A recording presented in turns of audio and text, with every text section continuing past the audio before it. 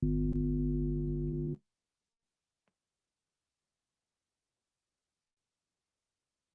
seguimos. Sí, profe. Entonces, seguimos con, estábamos hablando de sembradores, si todos ya están.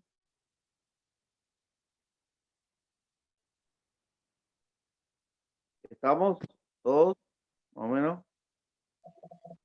Sí, profe. Bueno, entonces seguimos. ¿Alguien se acuerda de qué era, más o menos qué parte estaba? Perdón. Bueno, la parte de dosificación. Entonces hoy el hombre ha aprendido a armar ya su propia placa para lo que es y calcular la velocidad de giro de esa placa para que les dé, digamos, a 2 metros.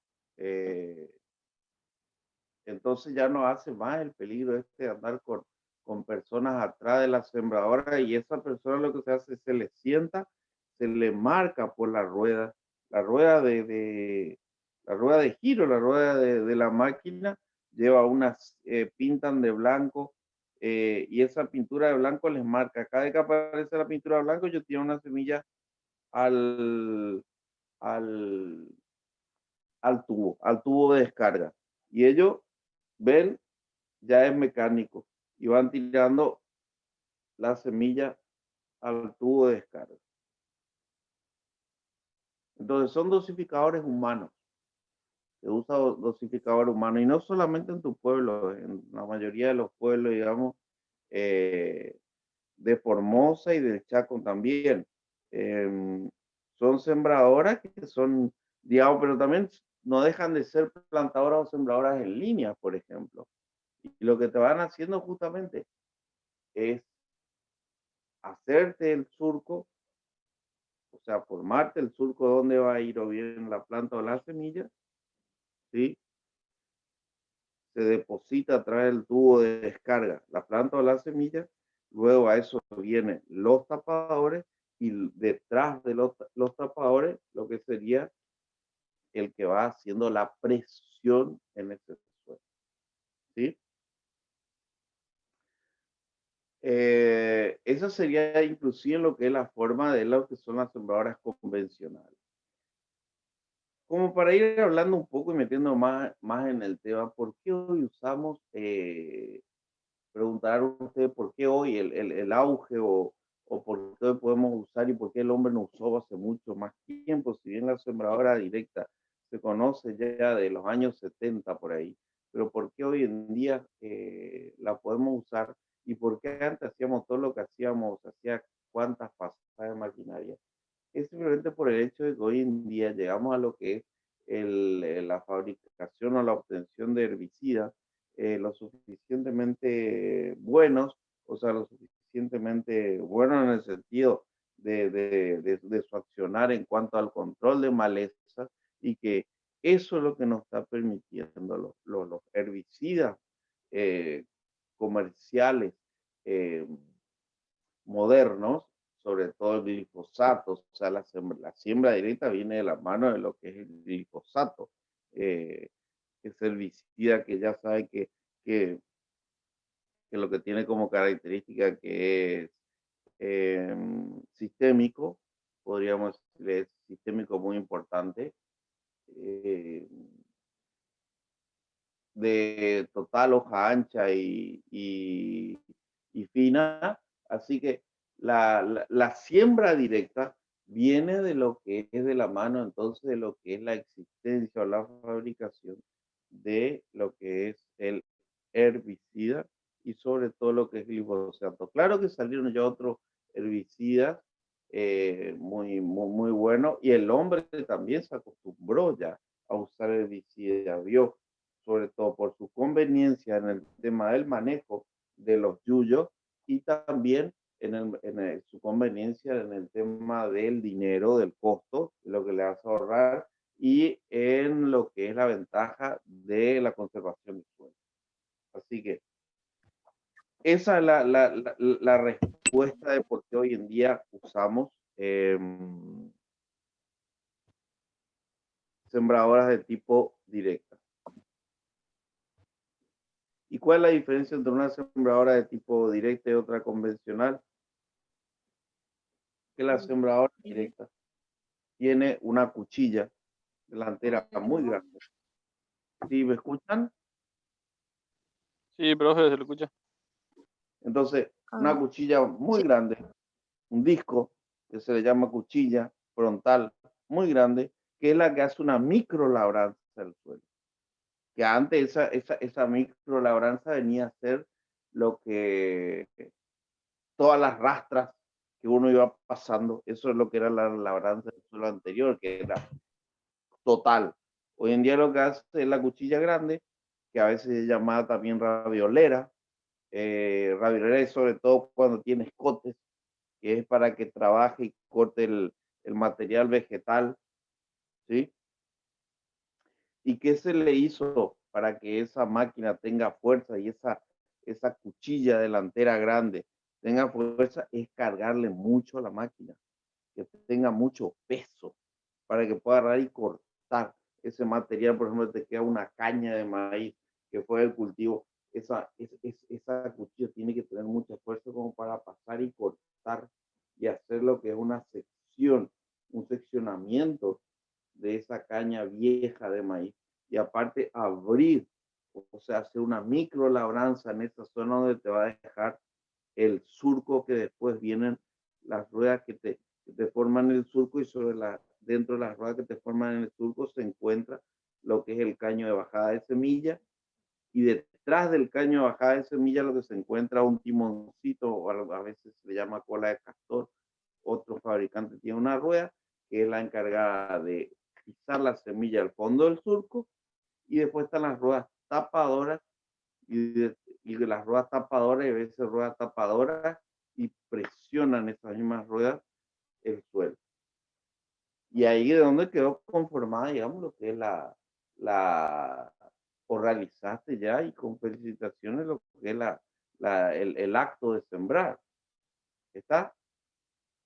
Igualmente, les recuerdo de que hay ya en el aula virtual, o sea, muy bien cargado lo que es la confección, o las partes que tiene la, la sembradora de tipo directa, lo que es el tren de siembra, todo lo que se llama el tren de siembra, lo que es la sembradora de tipo directa.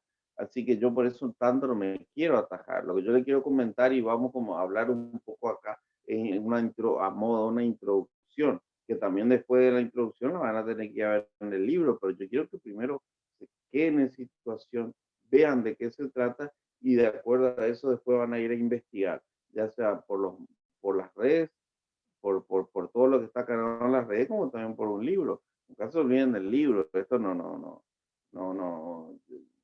yo no pretendo ser nunca más que un libro.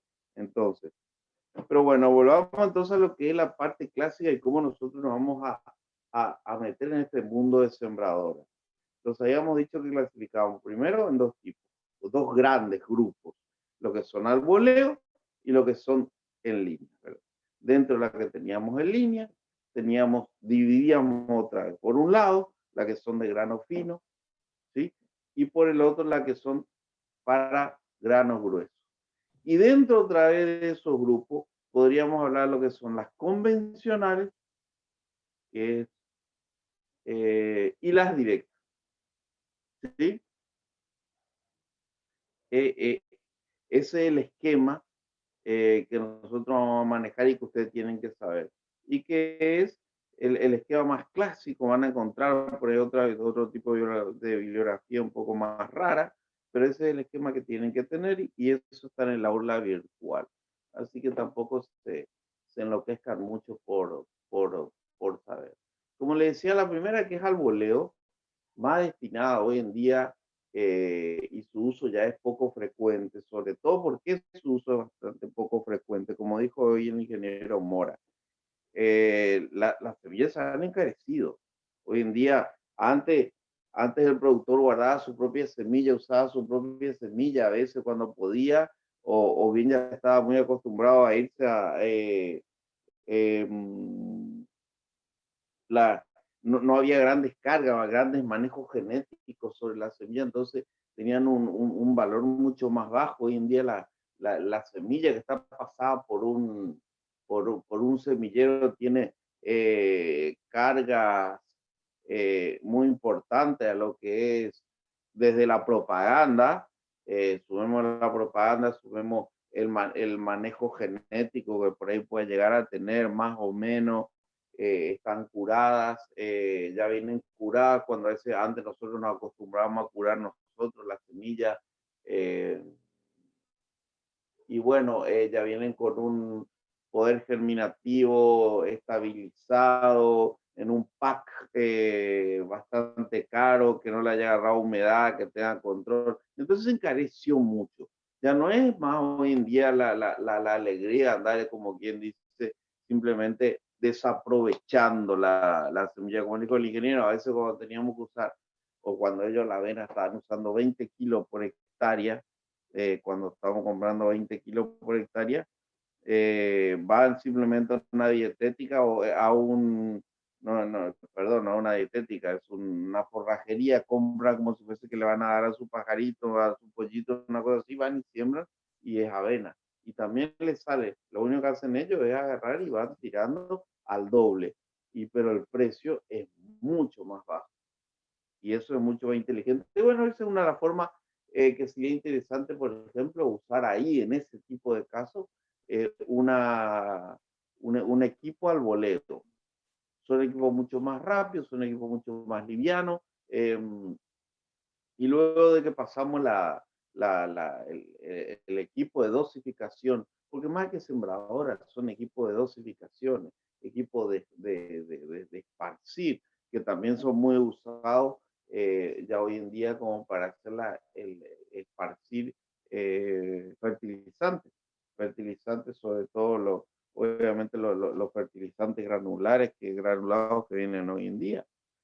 Entonces, en ese caso, podríamos agarrar y podríamos eh, recetar el uso de ese tipo de máquinas, pero hoy en día ya, como le digo, en algunos casos, o algún, por ejemplo, si vamos a hacer un dicantio, y sobre todo la semilla del dicantio la compramos, digamos, acá en la zona, algún productor de la zona, no hay no hay mucho toque genético, no pasó, digamos, por algún semillero grande, hay que comprar al vecino por ahí o nosotros mismos, che, permitamos nosotros mismos cosechar, nosotros nuestro propio dicantio, podemos cosechar a mano. El dicantio es una cosa que se cosecha muy bien a mano.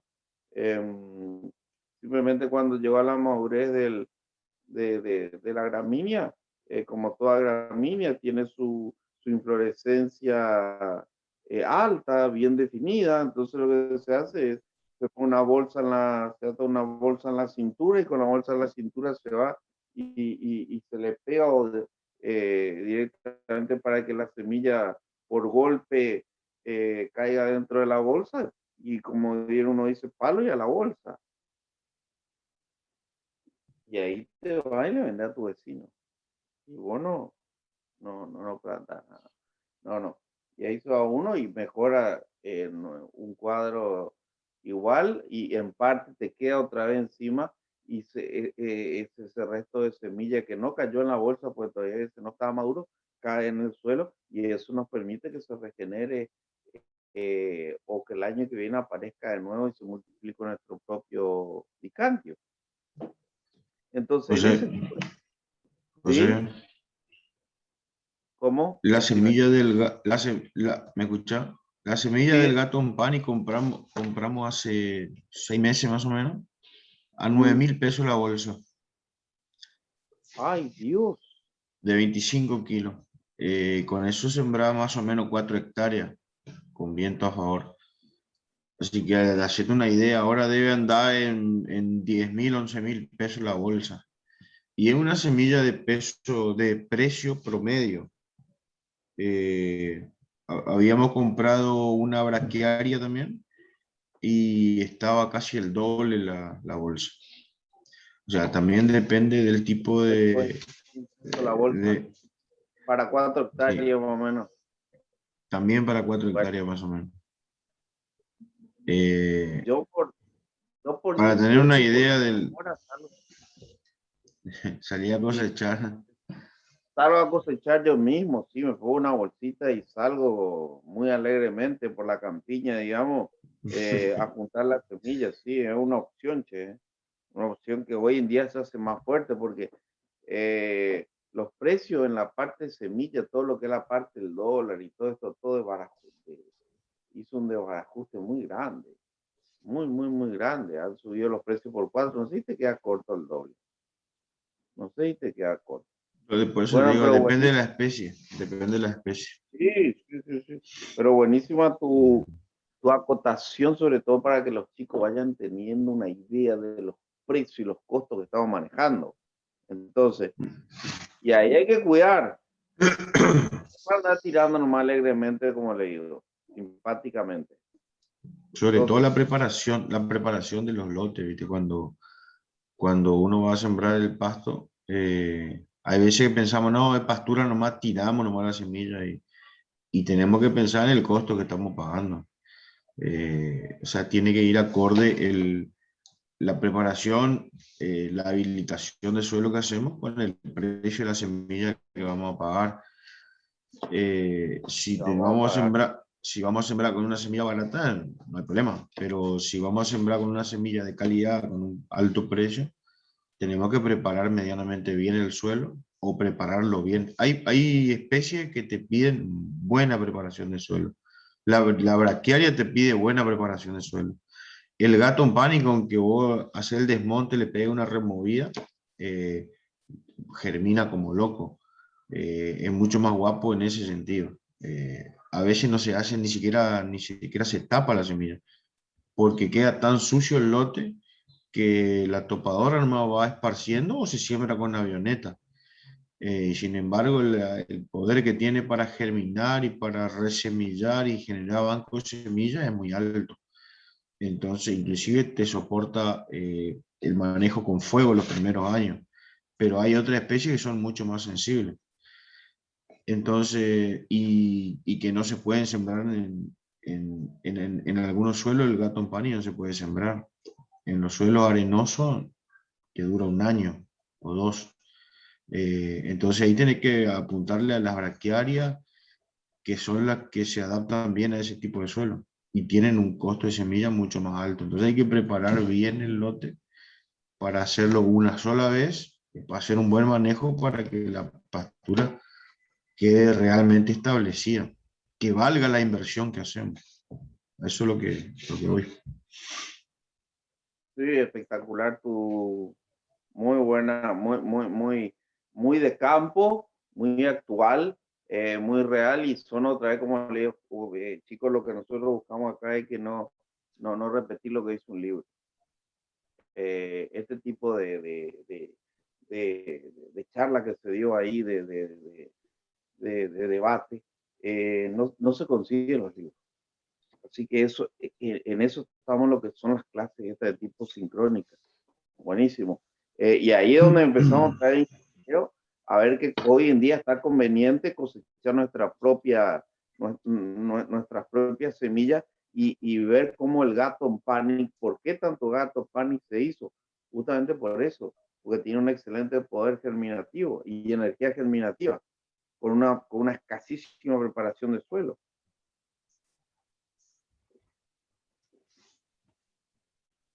Exactamente. Sí, bueno, el gato en pan es un pasto que con casi nada de preparación, con el movimiento que hacemos en el desmonte,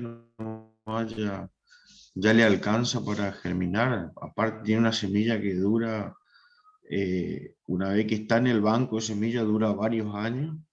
De hecho, hay lotes donde el gato aparentemente nunca estuvo y era porque no se pudo clausurar los lotes. Entonces los animales entraban y iban seleccionando el pasto, comían solo el gato y nunca se pudo ver realmente si estaba esa especie en ese potrero. Y con una clausura de 6 meses, 7 meses, te empezás a dar cuenta que había realmente banco de semillas donde uno pensó que estaba desaparecido después de 3 años.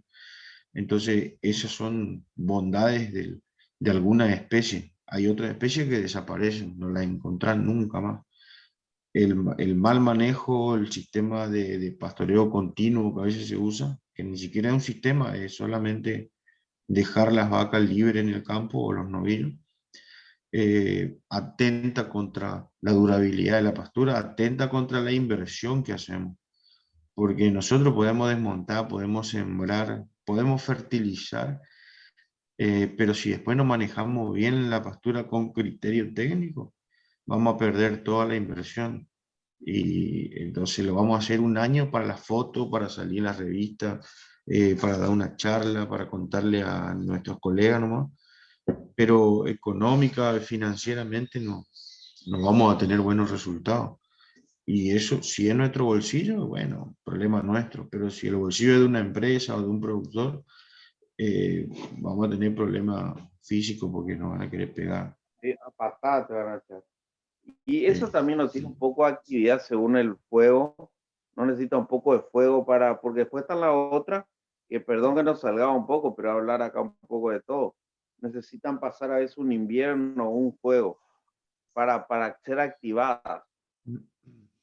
No, la semilla que uno compra generalmente están listas para ser sembradas, porque las semillas tienen un periodo de dormancia, depende de la especie de pasto, tienen un periodo de dormancia. Cuando uno compra semilla certificada, están listas para sembrar. Si uno le compra la semilla al vecino, al que cosechó José Bogado, por ahí tiene que consultar bien esta semilla cuándo la cosechaste para saber si está lista para sembrar o le hago esperar unos meses y después recién la siembro. De lo contrario, voy a tirar, va a hacer dormancia en el suelo y yo voy a estar esperando que brote. Entonces, más vale busco una que esté lista. Si mi suelo está listo o mi lote está desmontado, ya está preparado, estoy en primavera, siembro una que esté lista. Pero a lo mejor por mucho menos precio puedo conseguir una buena cantidad de semilla, aunque sea nueva, y la siembro más adelante, ¿no? Voy corriendo mi periodo de siembra. Todo tiene una Sí, evaluación de costo-beneficio. Eh, el gato pani aguanta el manejo con el fuego. Los primeros años se puede manejar con fuego. ¿Por qué? Porque hacemos desmonte barato, que son con cadena y con rolo nomás. Entonces, o con pisamonte. Entonces es mucho más barato. El costo del desmonte es bajísimo. Después sembramos con avioneta nomás y, y nos reímos por el costo que pagamos, pero tenemos que esperar que brote el pasto, que haga los ciclos de completo vegetativo, que eche la semilla, después del semillado, cuando la helada lo quemó bien al pasto, que haya mucho material, se hace una quema bien controlada y con eso logramos reducir mucho el material leñoso, digamos, o sea, todo lo que son los palos que están caídos, se quema bastante. Todo lo que son ramas se quema y nos va a quedar el grueso de los palos más gruesos, ¿no? Al otro año hacemos un manejo similar y ya podemos pasar con un acoplado y juntar los troncos, nomás los troncos más gruesos son los que van a quedar. Con eso ya vamos a tener un lote casi limpio, como para en 2 años o en 3 años poder pasar una rastra de disco y empezar otro sistema de manejo. Pero ya llevo 2 años comiendo el gato en pan y produciendo kilos de carne. sí, ya te empezó a generar dinero, que es importante. Eh, Exactamente. con el tema de dormancia un poco volvemos y es en el tema pastura es lo contrario de lo que existe en el tema, por ejemplo, de semilla de lechuga o semilla de cebolla, que uno compra la lata y el poder germinativo de la semilla va cayendo. O sea, va inactivándose directamente la semilla, así que vean siempre y tengan en cuenta siempre a la hora de sembrar, a la hora de iniciar un cultivo, esas semillas y cómo está con el tema de la dormancia, si hace falta, digamos, hacer poder germinar siempre. hay que hacer poder germinativo y energía germinativa, ¿sí? Y si son semillas con dormancia o son semillas que directamente tienden a desactivarse, o sea, a inutilizarse con el tiempo. Así como le digo, el caso de, por ejemplo, si vamos a hacer algunas hortaliceras, que es muy frecuente este caso, y después tenemos el otro caso, todo lo contrario, que es el caso, como dice Ligereo Mora, que necesitan a veces pasar su dormancia de unos 6 meses y ahí recién expresan actividad. Cuando uno cree que el vecino vendió una porquería. Y no es así. Y otra cosa por ahí, también cuidado con el tema de hacer manejo, porque la vaca también, como nosotros, más todavía los gorditos, elegimos qué vamos a comer. Somos muy en ese tema delicado, obviamente que está siendo delicado. A veces también nos confundimos y creemos, por ejemplo, de que a la vaca le gusta o se la ve una pastura muy apetitosa. Por ejemplo, es el caso del pasto estrella o el estrella de África, que se llama, que tiene niveles muy altos de nitritos. Por eso uno ve siempre que está muy verde, muy hermoso, muy sobreviviente el tipo, eh, muy llamativo. Pero ¿qué pasa? La vaca no los prefiere. Tiene niveles muy altos de nitritos que hasta llegan a ser casi indeseables para el animal. Es uno de los grandes problemas que tiene. ¿Y por qué eso? Porque justamente se llama estrella de África y eran pastos que en África eh, se tenía para los lugares más pobres. Recuérdense que África tiene suelos muy lateríticos, suelos muy antiguos, con una escasa precipitación a veces, ¿verdad? Entonces, eh, muy carente en calcio, una cosa así, ¿verdad? Entonces, en ese tipo de ambiente, el pasto progresaba. Imagínense cuando se los trajo acá, encontró todo lo que es una buena capacidad de intercambio catiónico, mucha agua, todo ese tipo de cosas, el pasto realmente está a su máximo. Entonces, lo que hace es expresar niveles de nitritos muy altos, que son directamente casi, no son palatables casi el animal. Por eso es que el animal o ese pasto estrella, la estrella de África, no anda. No recuerdo ahora en este momento el nombre científico, pero en una época fue la BD y se empezó a traer de Brasil, porque en Brasil andaba muy bien también en ambientes muy pobres. Se trajo de África, fue a Brasil, se usó mucho en Brasil, en ambientes pobres se usa todavía, y después se trajo para acá. Y acá es donde acabo ya salía, acá en la vereda de Formosa, no sé cómo llegó, pero está en todos lados. Salí acá, yo estoy acá en Formosa Capital, la entrada de lo que es Circuito 5 y es hermoso prácticamente. Después cuando uno entra, como que el pasto lo toma porque hace unos estolones, unas matas terriblemente largas, son rastreros. Eh, Eso le voy diciendo para que se guíen. Pero muy frecuente y se van a dar cuenta, pues le habrá llamado muchas veces la atención el color verde fuertísimo que tiene. Y el color verde fuertísimo que tiene es debido al contenido de nitritos muy fuertes. Ya saben que el nitrógeno va de la mano con lo que es el tema de la clorofila, obviamente, ¿verdad? Bueno, pero seguimos más un poco con lo que es lo nuestro. ¿Preguntas sobre esto?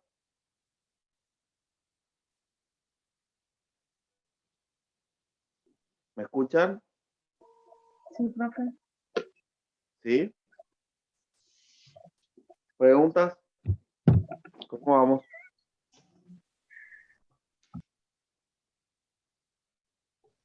¿Alguna Muy bien, pregunta? profe. No, de ¿Sí? mi parte no. No, de mi parte no. Para eso te pago, Ibarra. No cobré pues todavía. No me digas. Ay, papel. Te More, vos le obligaste, ¿eh? tienes que... Vos le digas el tiempo ahora. Bueno, La puta, ahora bro. le voy a decir ahora le digo al ingeniero Mora que te gire. Dale.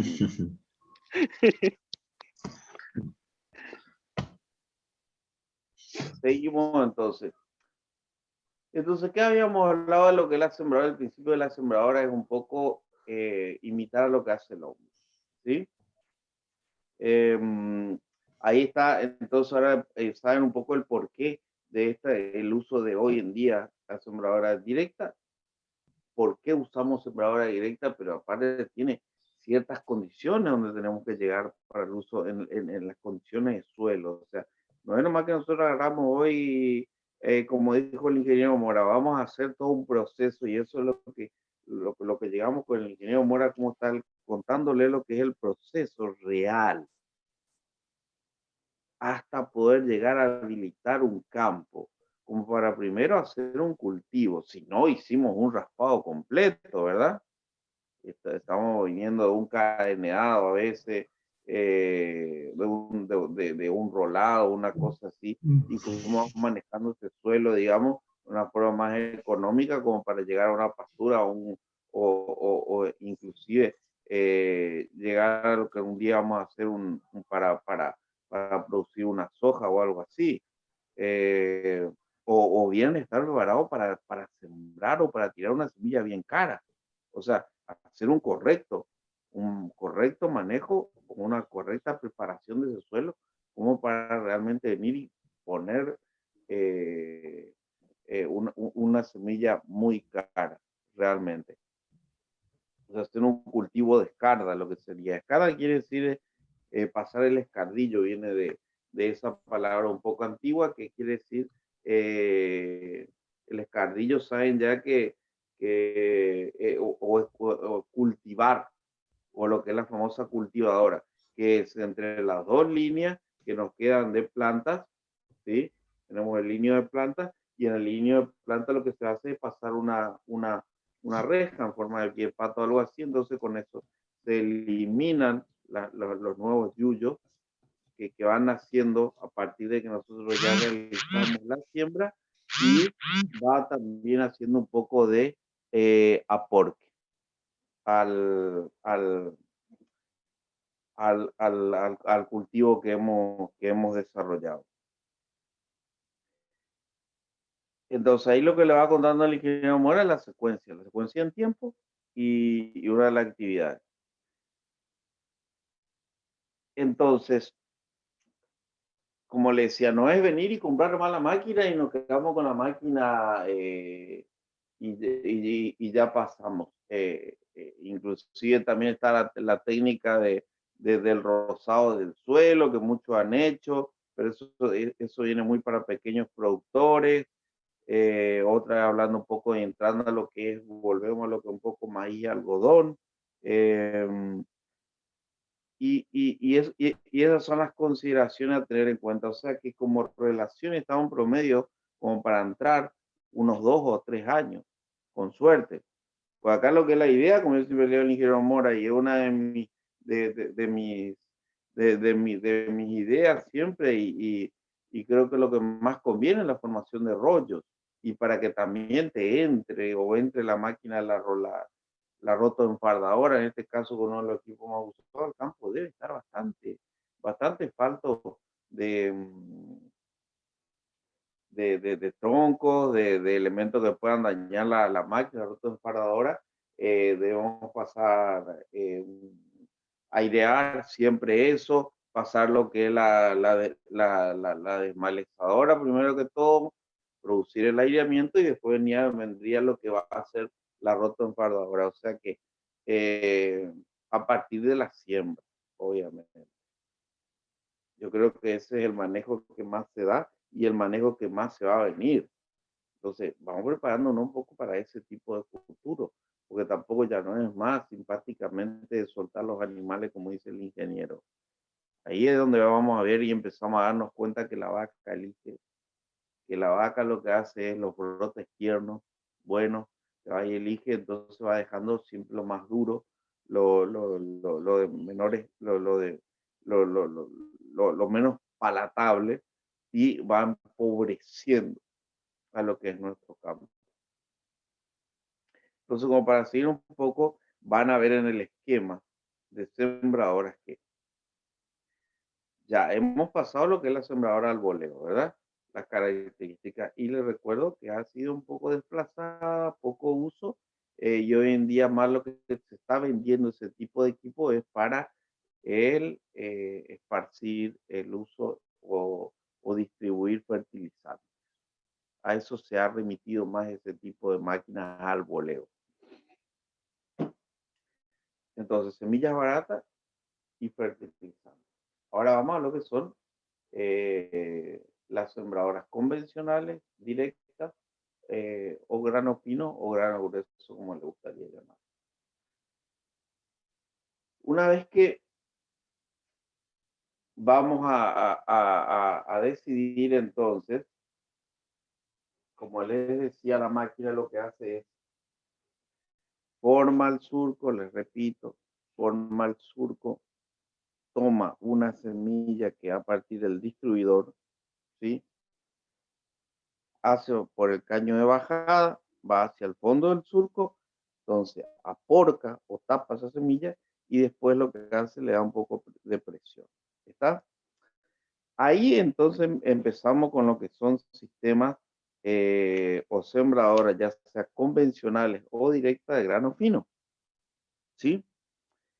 Las sembradoras directas o convencionales de grano fino encontramos dos tipos de dispersadores o distribuidores de semillas o dosificadores de semilla, como bien quieran llamarle. Las máquinas, los trenes de siembra básicamente son los mismos. Lo que cambia es el tipo de distribuidor o dosificador de semilla. Y vamos a encontrarle dos tipos, que son los más usados en nuestra zona. Hay miles de tipos, depende de los fabricantes. Pero vamos a encontrar uno que se llama rodillo acanalado y el otro que se llama de tipo Chevron o Roldana. ¿Está? Ahora se le sube un video donde se explica perfectamente cuál es el funcionamiento de cada uno, las diferencias de cada uno. ¿Hecho? Pero para contarles un poco de qué se trata cada uno, el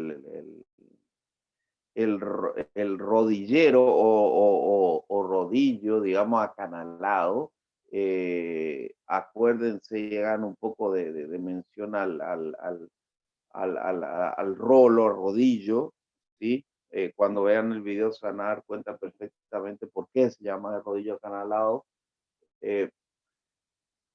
¿Cuál es la ventaja y cuál es la desventaja uno del otro? Eso es lo que quiero hacer la comparativa, digamos, de por qué usamos uno y cuándo usamos el otro.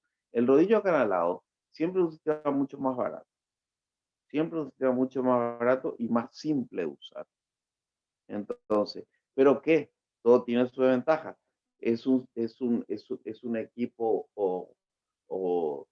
que rompe, molesta, daña un poco a la semilla, daña bastante a la semilla, o sea, no tiene un trato tan suave como el otro sistema de Roldana o Chevron con la semilla. Entonces, ¿cuándo usamos uno y cuándo usamos el otro de nuevo?